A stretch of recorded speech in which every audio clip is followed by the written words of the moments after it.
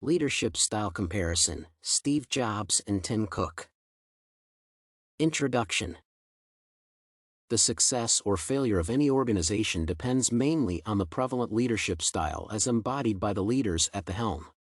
The sphere of leadership styles has evolved with the changing workplace requirements as dictated by time and other factors like globalization. A leader may use a mix of different leadership styles based on situations and the objectives at hand. One leadership style cannot be classified as superior to others because workplace demands are diverse with different missions and visions. Steve Jobs founded Apple, resigned, and came back in 1997 to steer the company to unmatched success levels. Jobs' leadership style was largely authoritarian and he would micromanage employees to ensure perfection in the achievement of the anticipated outcomes. On the other hand, Tim Cook, the current Apple CEO, has adopted a democratic leadership style. Under this leadership style, Cook allows employees to function independently based on their skills and experience. Under Cook's leadership, Apple has grown to become the highest valuable public company in contemporary times. This case study compares the leadership styles between Steve Jobs and Tim Cook of Apple Inc. The early years of Apple with Steve Jobs. Steve Jobs together with his two other friends founded Apple in the 1970s.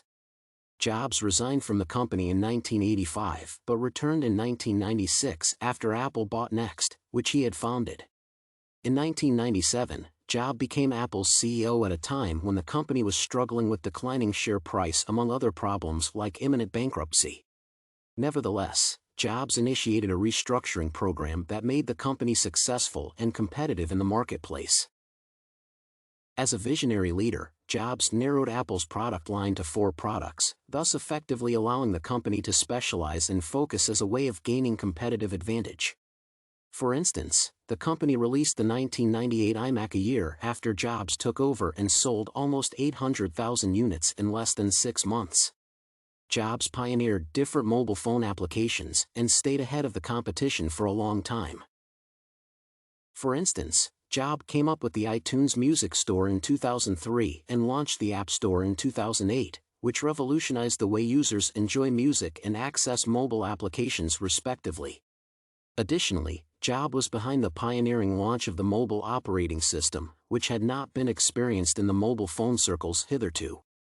Therefore, it suffices to conclude that Jobs was a visionary leader who knew what the market had wanted and innovated to meet the expectations. His authoritative leadership style will be discussed in detail in another section. The current year with Tim Cook. Apple has continued on the growth trajectory under the leadership of Tim Cook. 5 years after Cook took over as the CEO in 2012, the company has almost doubled its market capitalization to stand at $800,000 million. This figure places Apple at the pinnacle of the most valuable public company around the world.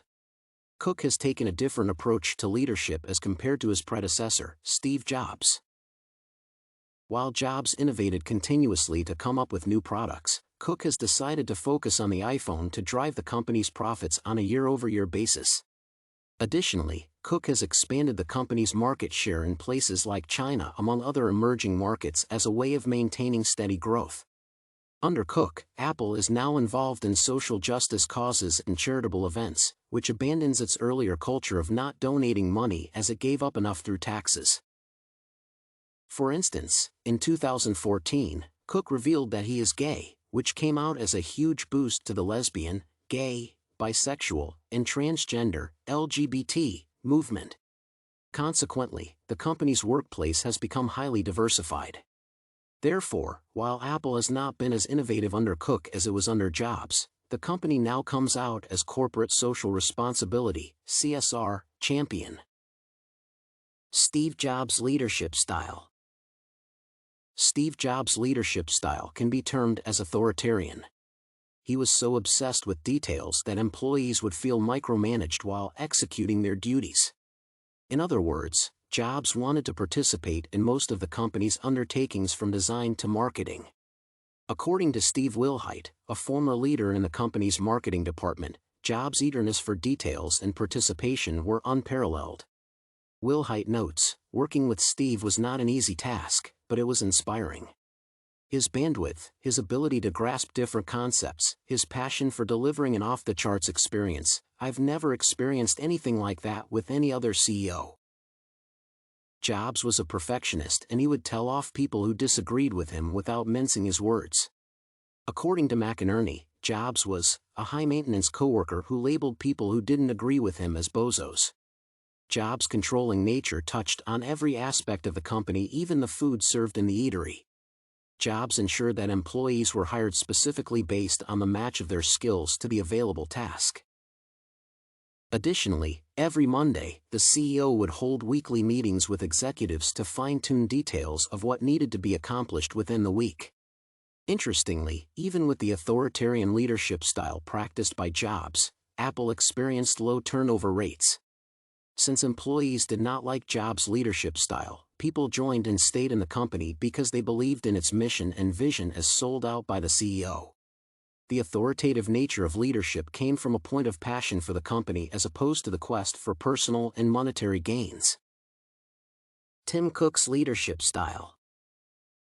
Tim Cook has been exercising the democratic leadership style at Apple since he took over in 2012.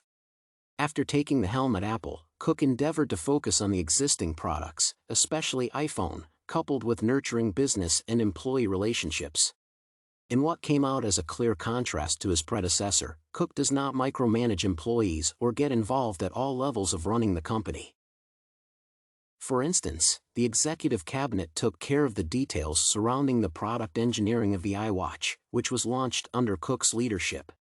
The CEO values the role of consensus building when making critical decisions.